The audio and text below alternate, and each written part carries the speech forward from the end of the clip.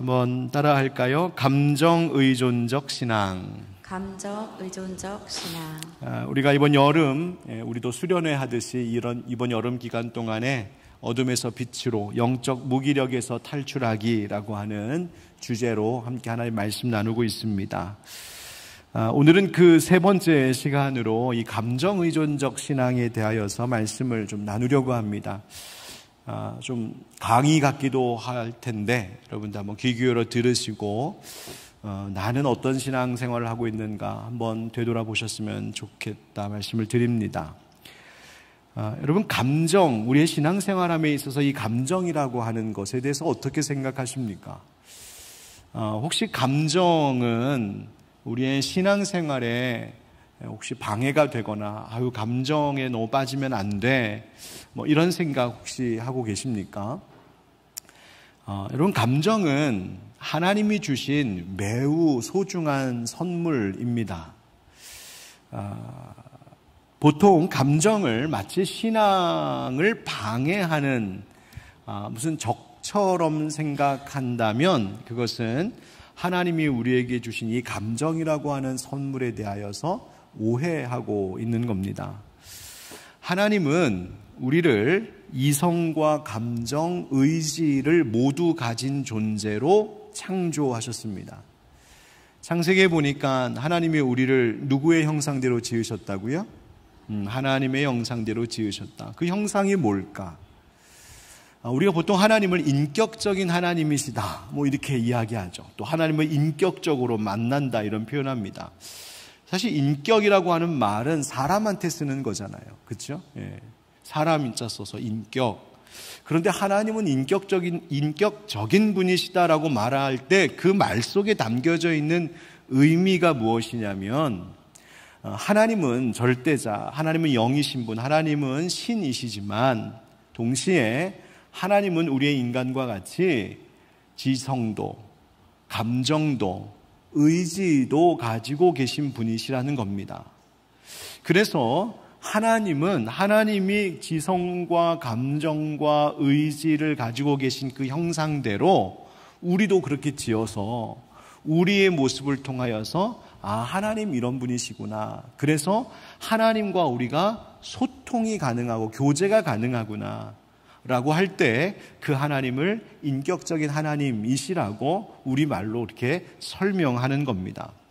하나님 정말 감정을 가지신 분이시죠. 여러분, 하나님도 기뻐하셨습니다. 하나님이 여러분들을 지으시고 보시기에 참 좋아하셨답니다. 하나님 기뻐하셨어요. 하나님 즐거워하십니다. 뿐만 아니라 하나님 슬퍼도 하시죠. 하나님의 자녀들이 잘못된 길로 갈 때, 또 하나님의 자녀들 가운데 인생의 시련이 있을 때에 하나님 슬퍼하기도 하십니다. 때로는 우리가 범죄하고 하나님 대적할 때에 진노하기도 하십니다. 하나님 탄식하기도 하십니다. 하나님도 무엇이 있다? 감정이 있으시다. 하나님도 감정이 있으시다. 성경에도 감정을 통하여서 신앙을 표현한 예가 무수히 많이 나옵니다. 특별히 시편의 말씀을 보면 모조리 다 그런 말씀들인 것 같습니다.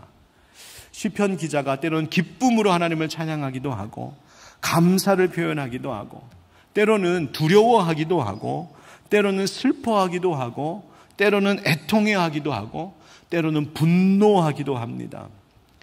예수님도 감정을 표현하셨죠. 여러분, 요한복음 11장에 예수님께서 친구 나사로의 죽음을 보시고 또 그 나사로의 죽음 때문에 사람들이 슬퍼하고 있는 것을 보시고 예수님도 슬퍼하셨어요. 또 예수님 분노하기도 하십니다. 성전을 청결하게 하는 그 일을 할 때 그 장사치들의 장사판을 다 뒤엎으시면서 분노하기도 하셨고, 또 안식일에 회당에서 손 마른 자를 고치셨을 때에 바리새인과 같은 사람들이 안식일에 그런 일 하면 되냐며 불만을 이야기할 때에 뭐라고 되어 있냐면 성경에 그들의 마음이 완악함을 탄식하사 노하심으로 그들을 둘러보시고 예수님께서 노하시면서 그들을 째려보셨어요. 또 예수님 기뻐하기도 하셨죠. 누가복음 10장에 보면 예수님께서 70인의 제자들을 파송하여서 주의 복음을 전하고 병든 자 고치고 귀신 들린 자들 쫓아내게 하신 사역을 맡기셨을 때에 그들이 그 사역을 성공적으로, 즉 귀신들을 쫓아내는 일을 하고 돌아와 예수님께 사역 보고를 했을 때 예수님 뭐라고 하셨냐면 예수께서 성령으로 기뻐하시며 하나님께 기도하셨습니다. 하나님 감사합니다. 그러니까 예수님도 감정이 있으셨어요. 이처럼 감정이라고 하는 것은 하나님과 우리 주님과의 인격적 관계 안에서 그분과 교제할 수 있게 하는 매우 중요한 신앙생활의 요소가 됩니다. 그래서 우리의 감정이 잘 작동하면 우리의 신앙은 더 풍성해질 수 있습니다. 여러분 찬양할 때, 아까도 우리가 함께 뜨겁게 찬양했잖아요. 찬양할 때 어떤 감정이 우리 가운데 작동할까? 하나님을 향한 기쁨의 마음이, 기뻐하는 감정이 우리 안에 일어나기 시작합니다. 여러분 회개할 때에는, 회개하며 눈물로 기도할 때는 어떤 감정이 여러분들 가운데 일어나나요? 그 죄에 대하여서 후회하고 그 죄를 미워하는 감정이 일어날 때 회개가 가능해지는 거죠. 기도할 때에는 어떤 감정이 작동할까요? 하나님 이 기도에 꼭 응답해 주시기를 바라는 간절함, 진실함, 절박함, 이러한 감정들이 우리 안에 일어나죠. 봉사할 때 어떤 감정이 일어납니까? 봉사하면서 감사하는 마음도 일어나고 어떤 일을 주님을 위하여서 할 수 있음에 기쁨이 있고 만족이 있고 보람이 있는 거죠. 또 누군가를 돕고 보살필 때에는 그 대상에 대한 긍휼히 여기는 마음의 감정이 일어나니 그것이 동력이 되어서 그 일들을 감당하기도 합니다. 이처럼 감정이라고 하는 것은 우리의 신앙이라고 하는 것이 그냥 지식으로만 머물러 있지 않게 하고 우리로 하여금 우리의 신앙, 우리의 믿음을 적극적으로 표현하고 활동하게 하는 동력이 되는 것이 감정입니다. 그리고 이 감정이 일어나고 감정을 표현함을 통하여서 우리는 하나님과 소통하게 됩니다.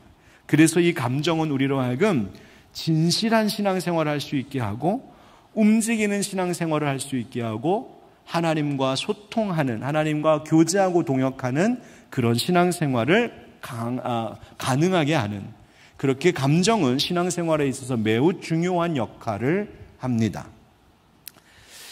그래서 첫 번째 우리가 기억해야 될 것 한번 따라합시다. 감정은 하나님이 주신 소중한 것입니다. 감정은 하나님이 주신 소중한 것입니다. 자, 그런데 두 번째 우리가 기억해야 할 것이 있습니다. 아예 두 번째도 함께 같이 읽어보죠. 두 번째 시작. 그러나 감정에만 의존하는 신앙생활은 무력해질 수 있습니다. 무슨 말일까? 감정이 그렇게 중요한데 이 감정에 치우치거나 아니면 감정에만 의존한 신앙생활은 그 신앙생활이 안정적이기가 쉽지 않습니다. 건강한 신앙생활을 하지 못하게 됩니다. 성장하는 신앙생활을 하지 못하게 됩니다. 감정이 있어서가 아니라 감정 자체가 마치 내 신앙생활의 기초 혹은 뿌리인 것처럼 여길 때에 문제가 생기기 시작합니다. 오늘 본문에 사도 바울이 말을 하는데 어떤 내용 속에 어떤 맥락으로 지금 이 말씀을 전하고 있냐면 앞에 있는 말씀을 같이 읽어보면 예수 그리스도를 믿는 우리 성도들에게 하나님께서 성령을 주셨는데 성령님께서 우리 안에 보증하고 계신 것이 있다 합니다. 무엇을 보증하는가? 우리의 몸까지도, 우리의 육신까지도 마침내 구속하실 것을 보증하신다. 우리 몸도 구원하실 것을 성령께서 우리 안에서 보증하신다는 거예요. 그 말을 뒤집어 말하면 영혼이 구원받는 것뿐만 아니라 무엇도 구원받아야 된다? 우리의 몸도, 우리의 육신도 구원받을 대상이다라는 것입니다. 그러면서 말하기를 6절에 이런 말을 합니다. 그러므로 우리가 항상 담대하여 몸으로 있을 때에는 주와 따로 있는 줄을 아노니 라고 말이죠. 이 말이 무슨 말이냐면 우리는 언제나 이 마음이 든든하다, 담대하다. 그러나 육체에 머물러 있는 동안에는, 즉 내가 아직 육체 안에 있을 때에, 몸으로 있을 때에는 주와 따로 있는 줄 안다. 이 말은 무슨 뜻이냐 하면, 내가 이 육신을 입고 살아가는 동안에는 주님과 동행하지 않거나 주님과의 관계가 단절되어 버렸다라는 뜻이 아니라, 육체를 입고 살아가는 한 우리는 여전히 육체적인 한계를 느끼며 살아간다는 이야기입니다. 여러분, 우리가 경험하는 것이죠. 맞지 않습니까? 우리가 예수를 믿어도 우리의 육의 눈으로 우리 하나님을 볼 수, 혹시 보신 분 계시면 꼭 절 좀 만나주세요. 어떻게 만나셨는지 궁금해요. 우리 육신의 눈으로 하나님을 볼 수 없어요. 또 육체로 있는 동안 우리는 이 세상의 여러 가지 환경과 상황과 요소들에 영향을 받을 수밖에 없죠. 때로는 그것이 죄의 유혹을 받는 일이기도 하고, 때로는 내 몸이 병들고 지쳐서 쓰러져 있는 그런 우리의 상태일 수도 있고, 때로는 인생의 어떤 어려운 일을 당할 때 그것으로 괴로워하고 낙심하고 절망에 빠지기도 하고, 우리는 우리의 삶에 살아가는 주변에 있는 여러 가지 외부적 요소들에 의해서 우리의 삶에 영향을 받으며 살아요. 우리의 육체는 여전히 한계가 있다. 예수 믿어도. 그러나 이 얘기를 하는 거예요. 그러나 바울이 뭐라고 말합니까? 앞서 읽었던 6절 말씀처럼 우리가 항상 담대하다고 말합니다. 우리는 여전히 육체 안에 있는 동안에 한계가 있어서 세상적인 영향을 받으며 살아가는 우리 그리스도인들이지만, 그러나 우리는 용기를 가지고 산다. 담대함으로 살아간다 이야기합니다. 아니, 어떻게 그럴 수 있을까? 7절 다 같이 읽겠습니다. 7절 시작. 이는 우리가 믿음으로 행하고 보는 것으로 행하지 아니함이로라. 아멘. 우리는 눈에 보이는 것으로 살아가는 자들이 아니라, 여기서 보이는 것이 뭐겠어요? 육체적으로 감각적으로 경험하는 것들이에요. 눈으로 보고 피부로 느끼고 내 마음으로 내가 경험하는 감정적인 것들, 모두 외적인 상황들을 다 포함하는 거예요. 내가 눈으로 보고 감각하는 이 모든 것들, 내가 듣는 모든 것들이 우리의 감정을 일으키지요. 그러나 그것으로 우리는 살아가지 않는다는 겁니다. 우리가 어떤 좋은 일이 있을 때 그것을 눈으로 보고 들으면 내 마음에 기쁨과 즐거움이 일어납니다. 아니면 반대로 어떤 일을 보았을 때에, 혹은 어떤 일을 들었을 때 때로는 실망하기도 하고 슬퍼하기도 하고 염려하기도 하고 불안해하기도 하고 두려워하기도 하고 절망하기도 합니다. 그런데 바울이 지금 뭐라고 말하고 있냐면, 우리 그리스도인은 그것으로 살아가는 사람들이 아닙니다. 그것에 의존하거나 그것에 끌려다니며 살아가는 자들이 아닙니다. 우리는 무엇으로 살아가는 사람이다? 믿음으로 행하는 자들이라고 말하고 있어요. 무엇으로 살아간다고요? 믿음으로 살아간다고요. 따라서 신앙생활에 있어서 감정이라고 하는 것은 너무나 중요한 역할을 하는 것은 분명하지만, 감정에 매이거나 감정에만 의존하는 신앙에는 위험성이 따른다는 것입니다. 감정이 기준이 되면 우리의 신앙은 마치 무엇과 같냐면 롤러코스터 타는 것, 청룡열차 같은 것. 그렇게 수없이 오르락내리락합니다. 예를 좀 들어볼까요? 얼마든지 예는 많습니다. 예배를 드리고 나서도, 오늘 금요기도 열심히 드리고 가면서도 스스로 보는 거예요. 감정적으로 내가 뜨거워지지 않으면, 어떤 만족스러운 기분이 들지 않으면 돌아가면서 이런 생각합니다. 내 신앙의 진정성이 없나? 내가 구원받은 성도가 맞나? 혹은 하나님이 나를 떠나셨나? 하나님이 나에게는 은혜를 주지 않으시나? 내 옆에 있는 어떤 집사님, 어떤 권사님은 기도할 때 눈물로 울면서 눈물 콧물 다 흘리면서 기도하시던데, 나는 전혀 그런 것도 없는 것 같고, 하나님 나한테는 은혜를 안 주시는가? 하나님을 오해하기도 합니다. 결국 신앙의 기복이 심해져서 영적인 무력감에 빠지게 되는 거예요. 어떤 무력감? 금요 기도에 나가면 뭐해? 예배 드리면 뭐해? 찬양하고 기도하면 뭐해? 나는 그대로인데. 영적 회의감에 빠지게 됩니다.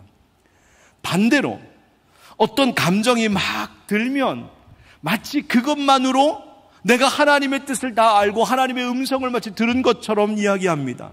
내가 어떤 일에 대하여 막 기도하는데 기도가 너무 잘 돼요. 아, 이거 하나님 뜻 맞구나. 내가 찬양하는데 기분이 너무 좋아. 나 하나님 만났구나. 기도하는데 막 눈물이 나. 사실은 내 감정에 억울해서 막 쏟아낸 눈물인데 내가 막 울면서 기도했다는 것만으로 나 오늘 내가 받은 은혜 다 받았다 하는 식으로 끝나버리는 거예요. 물론 하나님 그렇게 역사하실 수도 있겠죠. 그런데 문제는 그것만으로 하나님의 뜻을 다 단정해버릴 때 어떤 일이 벌어질까? 다시 현실로 돌아갔을 때엔 달라진 게 아무것도 없는 거죠. 현실로 돌아갈 때 문제들은 똑같이 남아있어요. 또 다시 그 문제 앞에 내가 무너져 내려요. 그것이 반복되다 보면 영적 무력감에 빠지게 되는 거예요. 감정적인 만족을 신앙의 목적 그 자체로 삼는 순간 우리의 신앙생활에 오류가 일어나는 겁니다. 여러분, 우리가 신앙생활한다는 것은 뭘까요? 무슨 목적으로 모입니까? 우리가 오늘 기도회로 모인 이유가 뭘까요? 하나님 만나고 하나님 주목하고 하나님 보지 못했던 우리의 시선을 돌려 하나님 바라보게 하고 하나님과 소통하고 하나님의 마음을 알고 하나님의 뜻이 내 마음속에 내 삶 속에 이루어지도록 하는 것, 여러분 그것이 우리의 신앙생활하는 이유고 오늘도 우리가 모인 이유일 텐데 자꾸만 감정 그 자체를 내 신앙의 목적으로 삼게 되면 어떤 생각에 빠지느냐? 자꾸만 모일 때마다 어떤 예배를 드리고 기도해야 할 때마다 내가 얼마나 만족스러웠는가를 주목합니다. 내가 얼마나 좋았는가에만 집중하기 시작합니다. 결국 그런 신앙생활이 어떤 오류를 만들어내냐면 우리로 하여금 신앙생활을 소비적인 신앙생활을 하게 만듭니다. 내가 써먹는 것이죠. 내가 소비하는 거죠. 내가 시간을 내고 내가 뭘 얻으려고 하는 거죠. 자기 중심적 신앙생활에 빠지게 만드는 거예요. 감정적인 자극을 계속해서 추구하게 됩니다. 그래서 더 자극적인 말씀, 더 자극적인 어떤 집회, 자극적인 프로그램 쫓아다니기 시작하죠. 뭔가 더 강력한 게 필요한 거예요. 센 것을 찾는 겁니다. 뭐가 좀 있어야 될 것 같은. 뭐랑 비슷하냐면 약에 취하는 것과도 비슷해요. 중독 증세가 일어나요. 자꾸만 거기에 더 매몰되기 시작합니다. 거기에 하나님은 없어요. 어떤 감정적인 만족이 없이 자꾸만 나의 신앙생활이 길어지다 보면 결국 이 메마름을 견디지 못하는 거죠. 그리고 포기해버립니다. 혹은 떠나버립니다. 성령님은 여전히 내 안에 계시고 우리의 모임 가운데 여전히 계시는데 나에게 내 감정에 만족스럽지 못하다는 이유로 하나님을 의심하고 나의 신앙생활을 내려놓아 버리는 일들이 벌어지죠. 뿐만 아니라 감정만 쫓아다니다 보면 우리의 신앙생활의 열매는 결국 하나님께 순종함에 있는데 의지적으로 순종하는 일에는 관심을 두지 않는 거예요. 말씀을 듣고 회개하고 찬양과 기도를 드리면서 기뻐하고 결단을 했음에도 불구하고 그 감정적인 것에만 자꾸 취하여 거기에만 만족하려고 하면 그 만족만을 추구하다 보면 내가 일상으로 돌아갔을 때 어떤 의지를 가지고 결단적으로 어떤 삶의 변화를 일으키려고 하는, 하나님께 순종하려고 하는 그것에는 관심이 더 이상 가지 않는 겁니다. 그러니 변화도 없고 열매도 없고 지속적인 노력이나 헌신이 빠져버리는 것이죠. 그러다 보면 결국 무력해지고 우리의 신앙이 침체되면서 내 신앙생활 이제 죽었다 혹은 소용없다, 의미 없다, 영적 무기력감, 영적 회의감에 빠지게 되는 겁니다. 그런데 오늘 말씀을 보면 바울이 뭐라고 말합니까? 6절 상반절에 그러므로 우리가 항상 담대하여. 언제 담대하다고요? 항상 8절에도 우리가 담대하여. 여러분, 이것은 어떤 바울 주변에 일어나는 어떤 상황과 형편이 항상 나를 즐겁게 하고 나를 만족스럽게 하고 모든 것이 다 좋아서 나는 담대합니다라고 말하고 있는 것이 아니라 그가 항상 담대합니다. 나는 항상 마음이 든든합니다. 나는 항상 용기를 갖습니다라고 하는 이유는 그 근거가 되는 것은 앞서도 이야기한 것처럼 나는 보이는 것으로 행하지 아니하고 무엇으로 행하기 때문에 믿음으로 행하기 때문이라는 겁니다. 여러분, 믿음이라고 하는 것은 무엇에 도대체 기초하는 것일까? 믿음, 그 믿음의 기초는 감정이 아닌 사실에 근거해야 됩니다. 그 사실이라고 말하는 것은 곧 하나님의 말씀, 하나님의 약속에 근거한 것, 즉 하나님의 진리의 뿌리를 둔 신앙일 때에 우리의 신앙은 항상 담대함을 얻습니다. 그래서 우리 교회의 중요한 정신 가운데 하나가 진리 위에 바른 교회, 진리 위에 서는 것. 교회 공동체뿐만 아니라 우리 각 사람도 마찬가지죠. 진리 위에 서는 신앙, 그것이 바른 신앙이다. 자, 그렇다면 이제 세 번째 질문을 하게 됩니다. 좋다, 감정이 중요한 것도 알겠는데 그렇다고 감정에 치우치고 감정에 의존적이어서는 안 된다면 도대체 이 감정의 문제를 어떻게 다루어야 할까? 세 번째 함께 같이 읽겠습니다. 시작. 그러므로 감정을 잘 이해하고 다루는 것이 중요합니다. 감정은 절대적인 것으로 여겨야 될 것도 아니고 반대로 그렇다고 내 안에 있는 감정을 무조건 부인하고 부정하고 억제할 것도 아니라는 겁니다. 신앙생활을 하면서 우리의 감정은 잘 다스리고 다루어야 할 대상입니다. 피터 스카지로라고 하는 목사님이 쓰신 정서적으로 건강한 영성이라고 하는 책이 있는데요. 그 책을 보면 우리의 감정을 잘 다루고 감정이 말하는 것이 무엇인지를 귀 기울여 듣는 그런 신앙생활이 얼마나 중요한지에 대해서 이야기를 합니다. 또 그 목사님이 당신의 교회에서 바로 그런 목회, 그런 사역들을 펼치고 있는 내용들을 쓴 책인데요. 이러한 것에 이 감정이 얼마나 중요한 것인지, 또 감정을 우리가 잘 돌보는 신앙생활이 얼마나 중요한지에 대하여 관심을 갖게 되신 이 목사님의 계기가 있었더군요.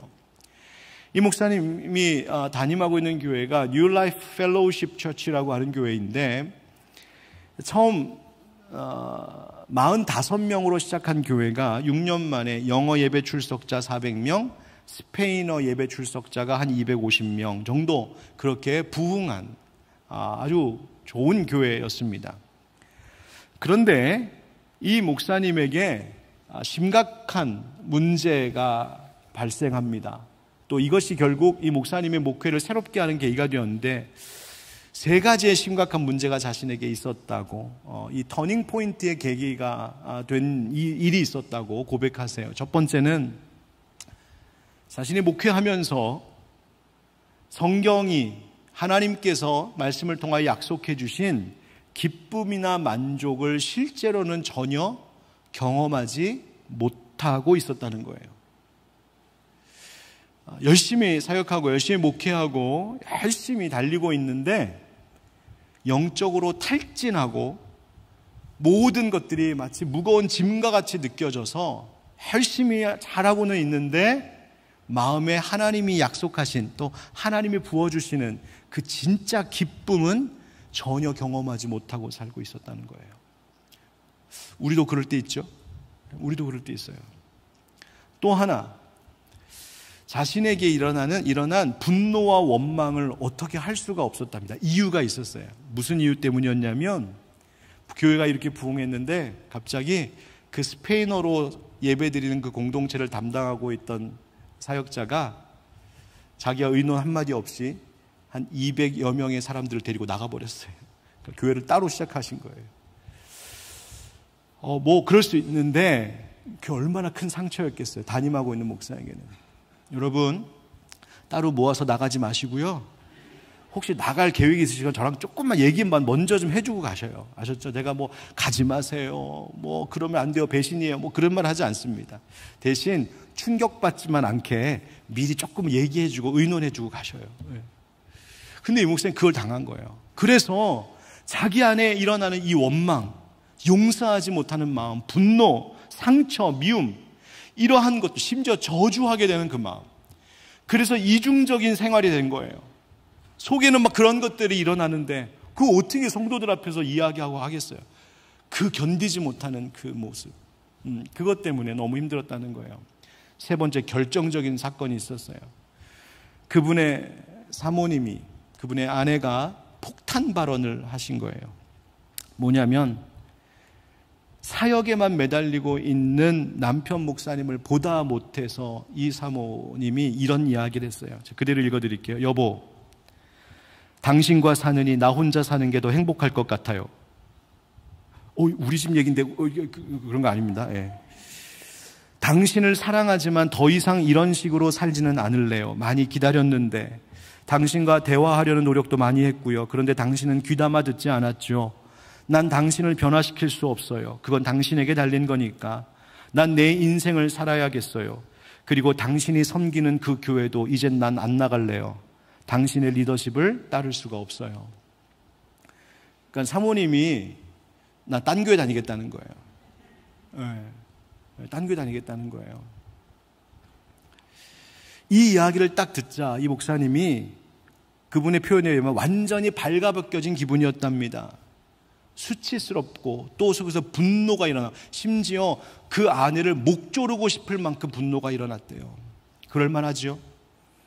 그런데 책에서 그가 이렇게 이야기합니다. 그럼에도 불구하고 당시 아내의 선포야말로 결혼 생활을 통틀어 아내가 나에게 베푼 가장 큰 사랑이 아니었나 싶습니다. 왜? 감정적, 즉 정서적인 건강과 영적 성숙은 때려야 뗄 수 없는 관계라는 사실을 그때 비로소 깨닫기 시작했기 때문이라는 거예요. 이분이 이 일들을 연속해서 겪으면서 이대로는 안 되겠다 싶었답니다. 무슨 문제가 있구나. 그래서 목회의 안식을 잠시 가지셨어요. 그리고는 큰 변화를 가지고 오는데 자신을 포함한 교인들이 신앙생활함에 있어서 우리들이 이 감정의 부분을 너무나 많이 숨긴 채 다루지 않고 목회하고 다루지 않고 신앙생활하고 있다는 것을 발견하기 시작했다는 겁니다. 자신을 포함한 모든 교인들이 열심히 교회 생활하고 열심히 예배드렸고 열심히 사역했고 열심히 자신은 가르쳤고 성도들은 열심히 제자 훈련 받았고 그래서 교회는 실제로 성장하고 부흥했어요. 성도들도 실제로 그 일들을 통하여서 물론 도움과 유익도 얻었어요. 그런데 문제는 그러한 과정 속에서 각자의 감정, 자신의 내면에서 일어나고 있는 어떤 일들, 그로 인하여서 겪고 있는 관계의 문제들에 대해서는 무언가가 잘못되어 가고 있어도 다 덮어두고 있었던 거예요. 그저 활동적으로 뭔가 열심히 하고 있으니까 예배 잘 돌아가고 있고 사람들 모이고 있고 성경 공부 열심히 잘하고 있고 가서 해야 될 사역들 잘하고 있으니까 사람들 모이니까 성장하니까 잘 되고 있네 라고 하는 그 모습에 자신들의 내면에서 어떤 일이 일어나고 있는지는 전혀 바라보지 못하고 알면서도 덮어두고 자신들이 마치 신앙생활을 잘하고 있는 것처럼 착각하고 있었다는 거예요. 이 목사님의 표현을 말하자면 이런 거예요. 우리는 서로 속이고 있었습니다. 우리는 서로 속이고 있었다는 거예요. 내 감정은 다 묻어놓고 감정적으로는 여러 가지 어려움이 있는데 그것을 어떻게 다루어야 하는지도 모르고 다루지도 않았고 마치 빙산의 일각과 같이 수면 위에 올라와 있는 우리들의 모습만 보고 그것으로 만족해하고 있고 정작 그 깊은 속에 심각하게 문제가 일어나고 있는 감정의 문제들은 예수 그리스도에 의해 조금도 건드려지지 않은 채로 살아가고 있었습니다 라고 고백하는 거였어요. 우리 속에 있는 진짜 문제들은 예수님이 다루지 않으셨다. 아니, 예수님이 다루시지 않은 것이 아니라 다루시도록 내어드리지 못한 것이죠. 예수님 이건 건들지 마세요. 이거 건들기 시작하면 복잡해집니다. 이거 까발리기 시작하면 우리 심각해집니다. 우리 안에 있는 내면에 있는 감정의 문제들 이거 표현하고 이거 드러내기 시작하면 우리 공동체 위험해집니다. 예수님 그냥 다 덮어두고 우리 잘하고 있잖아요 이거. 이렇게 그냥 쭉 갈게요. 바로 그것이 이 공동체를 힘들게 했고 이 목사님을 힘들게 했고 부부관계마저도 어렵게 만들었다는 거예요. 그러면서 그분이 말하는 것이 하나님이 지으신 우리의 모든 것을 소중히 여길 줄 알아야 됩니다. 신체적으로, 영적으로, 감정적으로, 지적으로, 사회적으로 그 모든 차원들을 소중히 여기되 특별히 감정적인 요소를 무시하고 달리지 마십시오. 제 표현으로 하자면 우리 안에 감정에 일어나고 있는 일들을 잘 관리하고 돌볼 줄 알아야 합니다라고 말하고 있었어요. 자, 그러면 이거 어떻게 돌봐야 될까? 감정에 치우치지는 말고 감정에만 의존하지는 말되 어떻게 하면 감정을 잘 다루고 돌볼 수 있을까? 한번 같이 읽어볼까요? 시작. 감정이 말하는 소리에 귀를 기울일 줄 알아야 합니다. 내 속에서 내가 뭐라고 말하는지 나에 대하여 정성을 다해 내 속에 있는 소리를 들을 수 있어야 합니다. 이분이 이 책에서 정서적으로, 즉 감정적으로 건강하지 않은 성도들의 10가지 증상을 쭉 진단하는데, 오늘 주제와 관련해서 적용되는 한 가지가 뭐냐면 두 번째 증상인데, 뭐냐면 이러한 사람들은 분노, 슬픔, 두려움과 같은 감정을 무시하는 경향이 있다는 거예요. 내 안에 일어나는 그 어두운 감정들을 자꾸 무시한다는 거예요. 왜? 이런 감정이 드는 것을 죄라고 생각하는 거죠. 왜? 성경에서 뭐라고 말하냐면 성내지 말아라, 화내지 말아라. 근데 내 안에 화가 막 일어나니까 이거가 죄라고 여기는 거예요.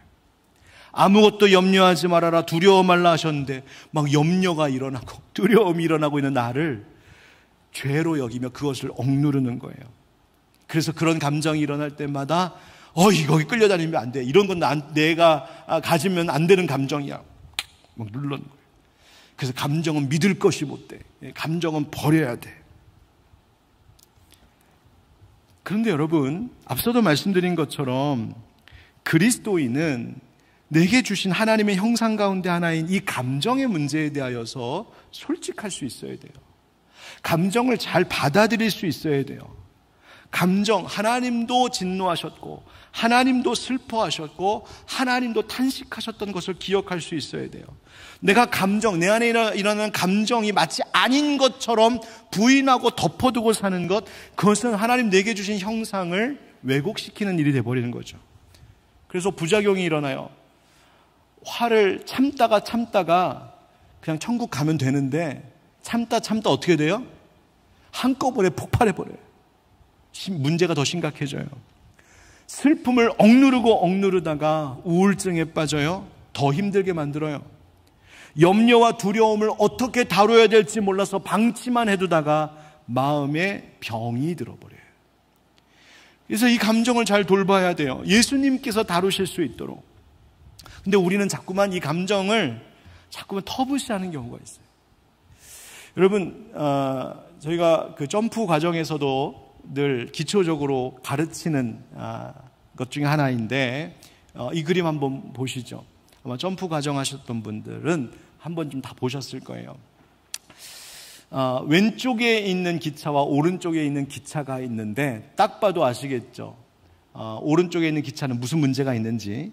예. 왼쪽에 있는 기차는 맨 앞에 기관차 엔진 칸이 있고, 두 번째는 연료차가 있고, 세 번째 객차가 있어요. 이렇게 해야 기차는 정상적으로 달리죠. 이것을 뭘 비유하고 있냐면, 기관차는 말씀을, 연료차는 믿음을, 객차는 감정으로 이야기하고 있는 거예요. 우리의 신앙생활이란 팩트, 사실, 말씀, 진리, 이 말씀이 앞장서야 하고, 이 말씀으로 인한 믿음이 우리 안에 있어야 하고, 그 믿음이 우리의 감정으로 연결되는 것, 이것이 정상적인 질서라고 이야기하죠.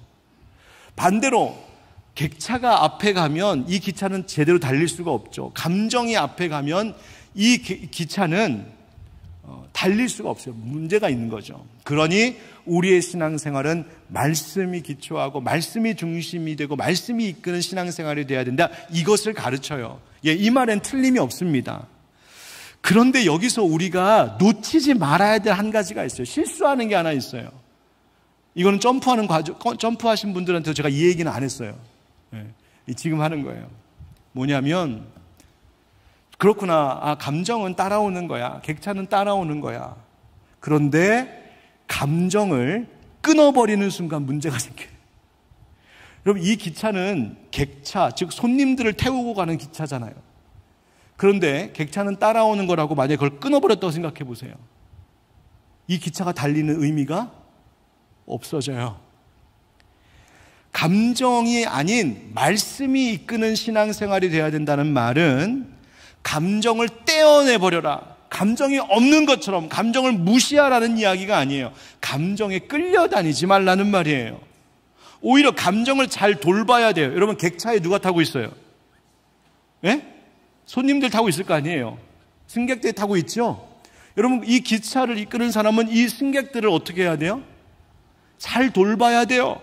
목적지까지 잘 데리고 가야 돼요. 손님들이 뭘 필요로 하는지도 알아야 돼요. 손님들에게 필요한 것을 공급해야 돼요. 안전하게 운행해야 돼요. 잘 돌봐야 돼요. 마찬가지예요. 우리의 신앙생활도 감정이 우리의 신앙생활을 이끌고 가는 것은 아니지만 우리의 감정에 대하여 스스로 정직하고 잘 살피고 잘 돌보는 지혜가 필요해야 돼요. 내 속에 어떤 슬픔이 일어날 때 그 슬픔을 잘 어루만지고 달래며 그것이 상처가 되지 않도록 하는 것을 우리가 배워야 돼요. 내 안에 분노가 일어날 때에 이 분노를 그저 억누르고 이것을 표현할 줄 몰라서 그 분노가 나에게 병이 되면 소위 전문용어로 화병이라고 하죠. 그렇게 되면 안 돼요. 나중에 그 분노를 조절하는 것에 장애를 입어요. 내가 제어를 못하는 거죠. 잘 돌봐야 된다. 어떻게 해야 될까? 따라하겠습니다. 두 번째, 같이 읽죠. 시작. 감정의 흐름을 인식하되 절대화하지 않아야 합니다. 감정, 내 안에서 어떤 감정이 일어나고 있는 것을 잘 이해하고 인식하되 이것이 절대적인 진리는 아니라는 것을 알아야 된다. 자, 무슨 말일까요? 오늘 본문 9절 말씀에 그런즉 우리는 몸으로 있든지 떠나든지 주를 뭐 하는 자가 되기를 힘쓰노라? 기쁘시게 하는 자가 되기를 힘쓰노라. 즉, 이 힘쓴다라고 하는 말은 내 기분이 그렇지 않더라도, 내 감정이 따르지 않더라도 의지적으로 주님을 기뻐하시는 삶의 방향을 내가 추구하며 유지하며 살겠다는 거예요. 감정이 때로는 하나님을 향해 움직이지 않을 때가 있어요. 그러나 나는 감정에 근거한 신앙생활이 아니라 믿음에 근거하는 신앙생활, 말씀에 뿌리내린 신앙생활, 하나님의 진리가 이끄는 신앙생활하는 자임을 기억하며 선포하는 거죠. 대신 내 안에서 어떠한 감정들이 일어나고 있는지를 잘 이해해야 돼요. 대표적인 말씀이 시편 42편 5절, 여러분 잘 아시는 말씀이에요. 한번 같이 읽어보실까요? 시작. 내 영혼아, 내가 어찌하여 낙심하며 어찌하여 내 속에서 불안해하는가? 너는 하나님께 소망을 두라. 그가 나타나 도우심으로 말미암아 내가 여전히 찬송하리로다. 아멘. 여러분, 지금 이 고백을 하고 있는 시인의 내면의 흐름을 잘 한번 보십시오. 한번 주목해 보세요. 자기 스스로에게 이야기하고 있습니다. 내 영혼아, 네가 어찌하여 낙심하며 어찌하여 네 속에서 불안해하는가? 즉, 내 안에 어떤 감정이 일어나고 있는 것을 인식했어요? 낙심하는 마음이 있구나. 불안해하고 있구나. 나를 내가 이해하고 있어요. 들은 거예요. 내 감정의 소리를. 그러나 이것을 무시하거나 억누르지는 않습니다. 야, 너 왜 낙심해? 낙심 같은 거 하면 안 돼. 그 죄야. 너 왜 불안해? 야, 그런 거 하면 안 돼, 안 돼. 야, 그런 거 없는 거야? 넌 불안 없는 거야? 그렇게 하지 않아요. 대화하며 듣습니다. 나 자신과 대화하며 듣습니다. 아, 너 지금 낙심하는구나. 너 지금 불안해하고 있구나. 아, 너 지금 두렵구나. 그런데 거기에 끌려가지도 않아요. 뭐라고 합니까? 그런데 말이야, 너 알겠어. 낙심하는 마음도 알겠고 두려워하는 마음도 알겠는데, 그런데 하나님께 소망을 둬. 하나님이 나타나셔서 너를 도우실 거니까. 그러니 그럼에도 불구하고 우리 찬송하자. 내가 내 자신에게 하는 이야기예요. 즉, 자기 자신을 설득시키고 있는 거죠. 무엇으로? 말씀의 약속으로, 진리로, 하나님으로 나를 설득시키는 거예요. 하나님께 소망을 둬. 하나님 우리의 소망이시잖아. 하나님이 도우실 거야. 하나님은 구름기둥 불기둥으로 우리를 떠나지 않으시는 분이래. 그래, 네 마음 두려운 것도 알겠고 슬픈 것도 알겠고 염려되는 것도 알겠고 낙심하는 것도 알겠어. 그런데 하나님 약속하셨잖아. 우리 떠나지 않으신다고. 하나님이 약속하셨잖아. 나의 소망 되어주시겠다고. 하나님 약속하셨잖아. 천지를 지으신 여호와께서 나를 도우실 것이라고. 그러니 우리 찬양하자. 그러니 우리 감사하자. 그러니 우리 기뻐하자. 여러분, 감정에 치우치는 것과 감정을 잘 설득시키는 것은 전혀 다른 이야기예요. 우리는 무시하지도 말고 치우치지도 말고 다만 내 감정에 내가 대화하기 시작해야 돼요. 하나님의 약속의 말씀을 근거로 말이죠. 그때 우리 영적 무기력에서 벗어날 수 있습니다. 마지막 같이 읽겠습니다. 시작. 감정이 신앙을 성장시키는 동력이 될 수 있다는 사실을 잊지 마셔야 돼요. 여러분, 앞서 기차를 다시 한번 떠올리면 맨 앞에 뭐가 있었어요? 말씀, 그 다음 믿음. 기억하고 있는지 물어봤는데 또 친절하게 보여주셨어요. 세 번째 뭐? 감정. 그런데 그 뒤에 따라오는 게 하나 더 있답니다. 그 다음에 뭐가 있냐면 바로 그렇게 될 때 우리는 하나님께 순종할 수 있어요. 내 마음이 동할 때에 순종할 수 있어요. 그래서 결국 내 감정에 충실하되 그 감정을 하나님의 말씀으로 잘 설득하고 이끌어갈 때, 잘 다룰 때에 우리는 삶의 순종이라는 열매를 맺을 수가 있게 됩니다. 여러분, 혹시 여러분 중에 과거에 내게 있었던 어떤 실패, 상처, 후회, 이러한 것들에 대한 감정이 여러분들도 억누르고 있는 분들 계십니까? 그것 때문에 내 자신이 너무 밉고 내가 용서가 안 되고 내가 너무 저주스럽고, 여러분, 없는 것처럼 덮어두지도 말고 그것에 매이지도 마십시오. 다만 과거에 그랬던 나를 바라보면서 하나님 앞에 회개함과 동시에 그랬던 나를 용서하시고 나와 화해하기 시작하십시오. 그것을 통하여서 그와 같은 일이 더 이상 나에게 영향력을 주지 못하도록 하나님 앞에 이 문제를 내려놓고 다시 반복되지 않도록 하는 것이 중요합니다. 혹시 여러분 중에 슬픔의 문제, 상실감으로 인하여서 힘겨워하는 분들이 계십니까? 오히려 그 슬픔이 여러분들을 성장시키는 힘이 되게 하십시오. 이 이야기만 하고 오늘 말씀 마치겠습니다.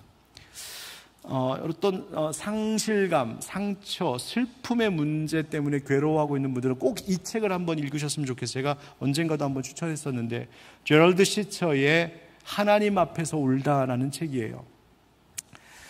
이 목사님은 큰 아픔을 겪었어요. 어떤 아픔이냐면 가족들과 함께 차를 타고 가다가 음주운전차가 들이받아갖고 가족들이 죽었는데 같이 타고 있던 자신의 어머니 돌아가시고 아내가 죽고 4살짜리 딸이 죽었어요. 자기만 살았어요.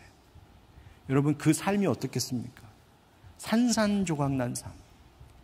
살아서 뭐하나 싶을 만큼 그 상실감과 아픔이 그 모든 마음과 삶을 다 지배하는 그런데 그분이 책에서 결론적으로 이런 이야기를 하는 거예요. 이 이 상처는 내 삶을 바꿔놓지만 그것이 반드시 내 삶을 파괴하는 것만은 의미하지 않습니다. 고통이 오히려 하나님의 은혜를 새롭게 경험할 수 있는 이유가 되기도 합니다. 기회가 되기도 합니다. 영혼은 오히려 고통 속에서 더 깊이 자라기도 합니다.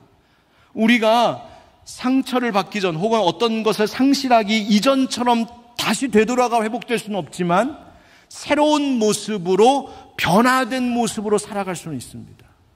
그러면서 이런 말을 해요. 한번 잘 들어보십시오. 내 영혼이 그때만큼 죽은 것 같았던 적도 다시는 없을 것입니다. 그 사건이 일어났었던 몇 년 동안. 그러면서도 내 영혼이 그때만큼 살아있음을 느꼈던 적도 앞으로 오지 않을 것입니다. 이전까지는 서로 상극이라고 생각했던 것들, 즉 슬픔과 기쁨, 고통과 즐거움, 죽음과 삶이 거대한 하나의 총합체를 이루는 일부분이 되었습니다. 나의 영혼은 한층 성장했습니다. 즉 자기가 뭐라고 말하면 나는 상처를 극복하지 못했습니다. 여러분 가족을 잃은 사랑하는 아내와 어머니와 자식을 잃은 그 상처가 어떻게 극복이 되겠어요? 그런데 그 상처 안에서 자신은 성장했습니다라고 말하고 있어요. 여러분 오늘 말씀을 이제 마무리합니다. 감정에 의존하고 감정에 끌려다니고 감정이 전부인 것처럼 하는 신앙생활은 건강하지 않습니다. 그러나 동시에 마치 감정을 무시하고 내 안에 일어난 감정을 귀 기울이지 않고 돌보지 않는 것 우리를 병들게 합니다. 그러므로 여러분 안에 있는 감정에 솔직하십시오. 여러분 속에 있는 감정에 일어나는 것들에 귀 기울이십시오. 다만 거기에 끌려다니지 마시고 그 감정에 나의 감정에 하나님의 말씀으로 그 감정을 설득하십시오. 하나님이 얼마나 좋은 분이신지, 하나님이 얼마나 소망의 하나님이신지, 하나님이 이러한 일들을 통하여서 나를 어떻게 성장시키실 것인지 나에게 말하기 시작하십시오. 그것을 사도 바울은 오늘 이렇게 이야기하고 있는 겁니다. 오늘 7절 말씀 다시 같이 읽음으로 마치겠습니다. 시작. 이는 우리가 믿음으로 행하고 보는 것으로 행하지 아니함이로라. 아멘. 여러분 감정이 좋을 때만 하나님 만났다 하지 마시고, 또 감정이 침체되었다고 내 신앙이 아무것도 아닌 것처럼 여기지 마시고, 오히려 나는 그 모든 감정에 솔직하되 그러나 나는 하나님의 말씀에 근거한 믿음으로 살겠습니다. 다짐함으로 영적인 무기력함을 버리고 하나님 주시는 생명력 있는 신앙생활을 늘 할 수 있길, 건강한 우리 신앙생활을 할 수 있기를 예수님의 이름으로 축원드립니다. 아멘.